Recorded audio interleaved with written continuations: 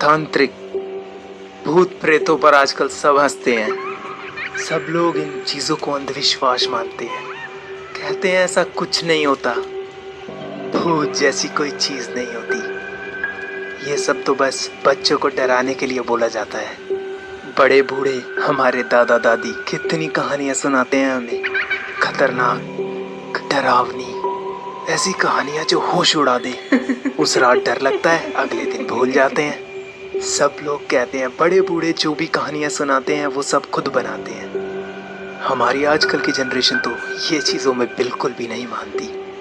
हर किसी दोस्त के ग्रुप में एक ऐसा समय आता है जब वो साथ में बैठते हैं और अपने कुछ सीक्रेट शेयर करते हैं। ऐसी बातें शेयर करते हैं जो सिर्फ उन्होंने देखी हैं और किसी ने नहीं। ऐसी बातें जो रोंगटे खड़े कर देती हैं।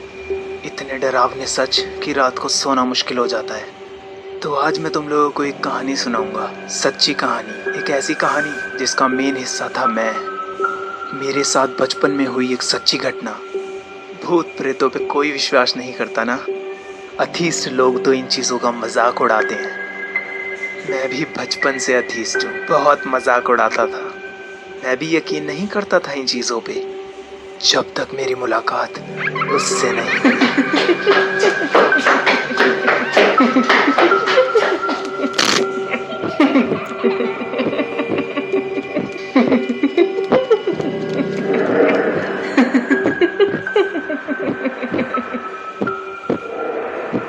ये उस टाइम की बात है जब मैं 8th क्लास में था। जहाँ पर मैं रहता हूँ वहाँ पर बिल्डिंग्स तो बहुत बड़ी बड़ी हैं, लेकिन यहाँ की सोच वही पुरानी गांव जैसी। इसीलिए हम इस जगह को गांव ही बोलते हैं। पहले हमारे यहाँ पर अक्सर ऐसा होता था कि शाम को लाइट चली जाती थी। लाइट चले जाने के बाद ना हम टीवी देख पाते थे, ना हम अंधेरे की वजह से खेल पाते थे। तब हम लोग घर के बाहर चारपाई बिछाकर वहीं पर बैठ जाते थे और एक दूसरे को भूतों की कहानियां सुनाते थे।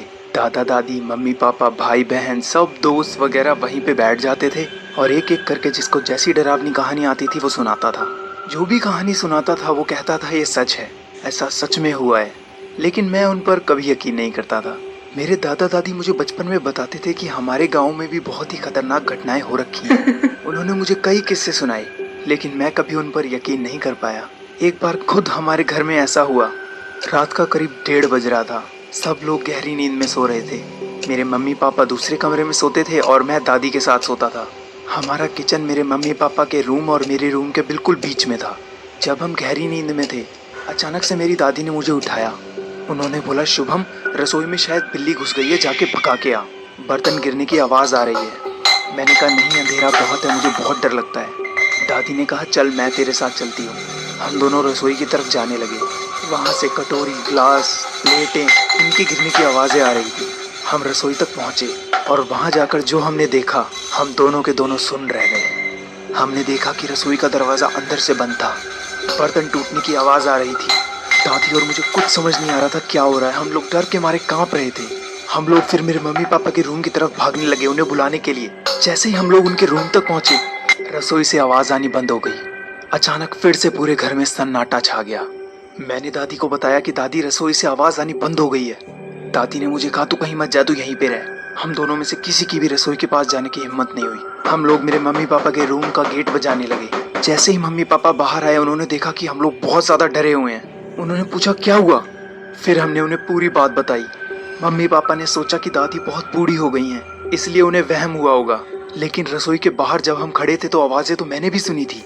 मैंने और दादी ने जिद करा और उन्हें बोला कि चलो एक बार रसोई में जाके देखते हैं। जब हम लोग रसोई पे पहुंचे तो हमने देखा कि रसोई का गेट खुला हुआ था। सारे बर्तन अपनी अपनी जगह पर थे। जमीन पर कोई भी बर्तन टूटा हुआ नहीं था। लेकिन एक चीज ऐसी थी जिसे देखकर हम सबका दिल दहल गया था। रसोई की गैस पर एक थाली रखी हुई थी जिसमें बहुत सारे नींबू रखे हुए थे। बेशक अब तुम लोग सोच रहे होगे कि इसमें चौंकाने वाली बात क्या थी। असल में हम सब डर इस बात से गए थे क्योंकि वो थाली एकदम गरम लाल थी। वो स्टील की थाली एकदम जलाकर लाल करी हुई थी। वो थाली ऐसी लग रही थी जैसे 2-3 घंटे से जलती हुई गैस पर रखी हो। हम सब बहुत डर गए। हम सब वहीं कमरे में बैठकर 1 घंटे तक बात करते रहे। हम सब एक दूसरे से पूछने लग गए कि हम में से ऐसा किसी ने तो नहीं करा। सबका जवाब नहीं। जैसे जैसे हम इस बारे में और बात करते गए, हमारा डर बढ़ता गया। मेरे मम्मी पापा, दादा दादी भगवान में बहुत मानते थे। राधा कृष्णा और खाटू श्याम के इतने बड़े भक्त होने की वजह से ही उन्होंने घर में ही एक बहुत बड़ी जगह पर मंदिर बनाया हुआ था। डर तो इस बात से और ज्यादा बढ़ रहा था कि घर में एक मंदिर होने के बावजूद हमारे घर में ऐसा कैसे हो गया। दादी और पापा ने तभी फैसला करा कि हम लोग मंदिर जाके अभी पूजा करेंगे। हम लोग मंदिर की तरफ जाने लगे।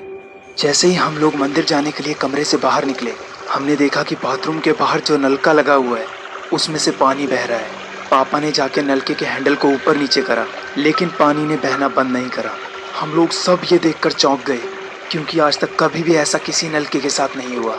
हम लोग इस बात को नज़रअंदाज करते हुए नलके के नीचे बाल्टी लगाई और मंदिर चले गए।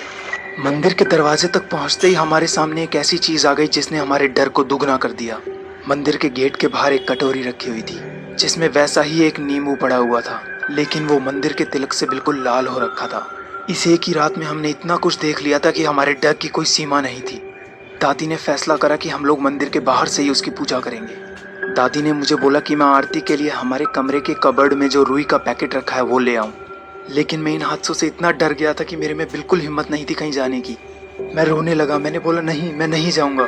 दादी ने मुझे दिलासा दिया और कहा चल कोई बात नहीं, मैं चलती हूँ तेरे साथ। दादी और मैं रुई का पैकेट और बाकी आरती का सामान लेने के लिए हमारे कमरे की तरफ जाने लगे। हमारा कमरा छोटा सा ही था, जिसमें एक ड्रेसिंग टेबल था, एक बेड था जो कि बिल्कुल रूम के बीच में था, और रूम के कोने में एक अलमारी रखी हुई थी। उस कोने की अलमारी को दीवार से थोड़ा दूर रखा गया था ताकि रोज उस अलमारी के पीछे झाड़ू लगाई जा सके। जब भी मैं और मेरे दोस्त छुपन छुपाई खेलते थे, हम में से कोई ना कोई हमेशा उस अलमारी के पीछे छुप जाता था। लेकिन मैंने कभी नहीं सोचा था कि इतनी रात को कोई हमारे साथ छुपन छुपाई खेल रहा होगा। दादी ने जैसे ही कमरे की लाइट जलाई और वो रुई का पैकेट ढूंढने लगी, मैंने देखा कि अलमारी के पास किसी की परछाई नजर आ रही है, जैसे कि उस अलमारी के पीछे कोई खड़ा हो, कोई बहुत ही बड़ी चीज। मैंने तुरंत दादी को बोला, दादी दादी वहां पर कोई खड़ा है। दादी ने मुझसे पूछा कहाँ? मैंने अलमारी की तरफ इशारा करते हुए कहा वहां। जब दादी ने वहां पर देखा तो दादी को भी लगा कि वहां पर कोई खड़ा है। उन्होंने पापा को आवाज लगाई। पापा ने जोर से जवाब दिया, क्या हुआ? उसी समय अलमारी के पीछे जो भी खड़ा था वो बहुत तेज तेज अलमारी पे हाथ मारने लगा। वो आवाज तेज होती जा रही थी। हम लोग घबराकर कमरे के बाहर भागने लगे। जैसे ही हम लोग उस कमरे से थोड़ा सा दूर तक आए, उस कमरे के दरवाजे बंद हो गए। हमसे पीछे देखने की हिम्मत नहीं हुई, हम भागते रहे। पापा मम्मी के पास पहुंचते ही उन्होंने पूछा क्या हुआ? हमने कुछ नहीं सुना, बस उनका हाथ पकड़ा और घर के बाहर आ गए और बाहर से गेट को बंद कर दिया। फिर हम सीधा मेरे चाचा के घर पर चले गए जो हमारे घर के पास में ही था। हमने उनको पूरी बात बताई। पहले उन्होंने हमारी बात को मजाक माना, हंसी में इस बात को टालने लगे, लेकिन जब उन्होंने देखा कि मेरे मम्मी पापा भी इस बात को मान रहे हैं तो वो भी थोड़ा डर से सहम गए। हम सुबह तक इसी बारे में बात करते रहे, लेकिन हम में से किसी की हिम्मत नहीं हुई उस घर में वापस जाने की। सुबह होते ही आस पड़ोस में ये बातें पता चल गई। सब लोग डर से सहम गए। फिर मेरे पापा, चाचा और 4-5 जने जब बड़ी बड़ी लाठियां लेकर उस घर के अंदर गए, तब उन्होंने देखा कि चारपाई सारी उल्टी पड़ी हैं, रसोई में सारे बर्तन बिखरे हुए हैं, खिड़कियों के सारे पर्दे फट चुके हैं, अलमारी जमीन पर गिरी हुई है, बेड घिसके हुए हैं। इस सब को देखकर सब डर से कांप गए। उसी दिन पापा और दादी ने घर पे हवन करवाया। बेशक दुनिया में कितने भी अथीस्ट लोग हों जो सुनी सुनाई बातों पर ना माने, मैं भी एक अथीस्ट हूँ, लेकिन उस दिन के किस्से को मैं आज तक नहीं भूला और शायद ना ही कभी भूलूंगा। और तुम्हें क्या लगता है, एक हवन करा दिया तो ये सारी चीजें होना बंद हो गई? इस हवन के बाद बहुत सारी घटनाएं हुई उस घर में। अगर ऐसी कहानियां और भी सुनना चाहते हो तो बताओ कमेंट में। बहुत सारे किस्से हैं मेरे बचपन के सुनाने के। जो लोग भूत प्रेतों पर विश्वास करते भी नहीं है ना, उनके भी दिल कांप जाएंगे। ऐसी ऐसी चीजें हुई हैं मेरे गाँव में। शेयर कर दो जल्दी से इस वीडियो को, ताकि तुम्हारे दोस्तों और परिवार को भी पता चले डर क्या होता है। मैं चलता हूँ दूसरी वीडियो बनाने। आप लोग मेरी वीडियो जैसे ही देखते रहना और अपना ख्याल रखना।